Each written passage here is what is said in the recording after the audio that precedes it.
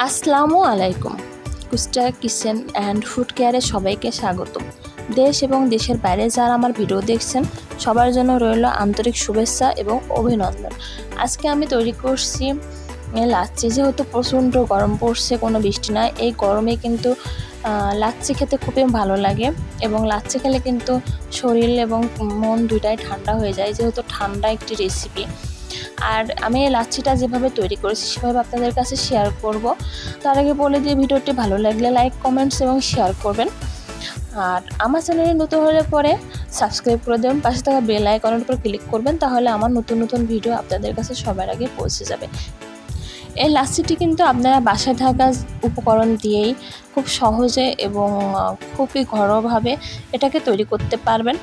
এটা যেমন খেতে মজাদার এবং টেস্টি, ঠিক তেমনই কিন্তু এটা স্বাস্থ্যের জন্য ভালো।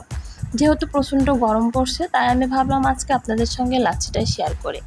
তো এই লাচ্ছি তৈরি করতে আমার যা যা লেগেছে সেগুলো আমি শেয়ার করছি আপনাদের সঙ্গে। এটা একেবারে সিম্পল এবং ঘরোয়াভাবে আমি তৈরি করছি।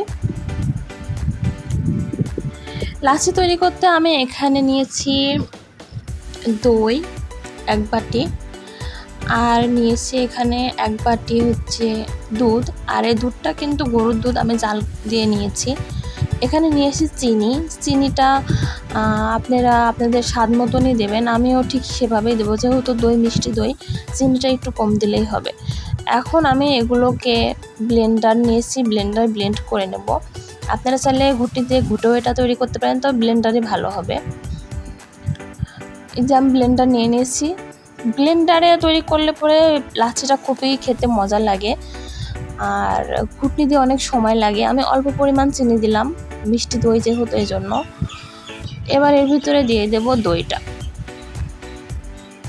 আমি দইটাকে ঢেলে দিচ্ছি। এরপরে দিয়ে দেব দুধ।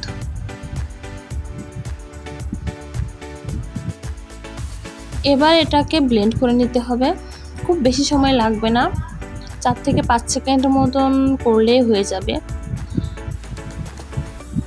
আমি একটু নেড়ে ছেড়ে দিলাম, যেহেতু চিনি দিয়েছি তাই। দিয়ে এবার এটাকে আমি ব্লেন্ড করে নিচ্ছি।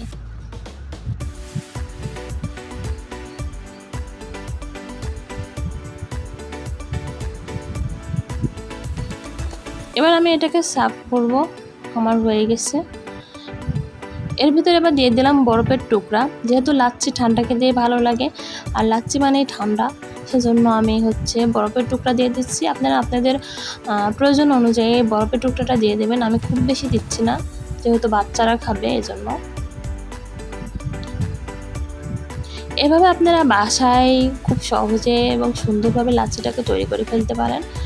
আর বেশি উপকরণ কিন্তু আমি নেইনি, মাত্র 3টা উপকরণ দিয়ে আমি তৈরি করছি লাচ্ছি। আপনারা চাইলে এর সঙ্গে ক্ষীর খেজুরও দিতে পারেন বা বাদামও দিতে পারেন, যেমন কাঠবাদাম, কাজু বাদাম, পেস্তা বাদাম, এগুলো দিয়েও তৈরি করলেও কিন্তু খেতে বেশ মজা লাগে। অনেকে কলা দিয়েও তৈরি করে এর ভিতরে, তো আমি একেবারে সিম্পলভাবে তৈরি করেছি। আমার সিম্পলভাবে খেতে বেশি ভালো লাগে, যেহেতু লাচ্ছি খাবো তাই একেবারে সিম্পলভাবে আমি তৈরি করেছি। তবে খেজুর বাদাম দিলে টেস্টটা আরেকটু বেড়ে যাবে, আরও ভালো লাগবে। এভাবে আপনারা বাসা তৈরি করে নেবেন লাচ্ছি। আর চাইলে এইভাবে সিম্পলভাবে তৈরি করতে পারেন, এটা সিম্পলভাবে খেতেও কিন্তু ভালো লাগে। বাচ্চারাও পছন্দ করবে এবং বড়রাও পছন্দ করবে এই গরমে। সবাই ভালো থাকবেন, সবার জন্য রইল অনেক শুভকামনা। আপনারাও আমার জন্য দোয়া করবেন যাতে আমি আমার চ্যানেলটিকে গ্রো করতে পারি, আর আমার পাশে থাকেন। আমার পাশে থাকার জন্য আমার ভিডিওগুলো আমার চ্যানেলে নতুন হলে পরে সাবস্ক্রাইব করে দেন, পাশে থাকা বেল আইকনের উপর ক্লিক করেন, তাহলে আমার নতুন নতুন ভিডিও আপনাদের কাছে সবার আগে পৌঁছে যাবে। সবাই ভালো থাকবেন। আসসালামু আলাইকুম, আল্লাহ হাফেজ।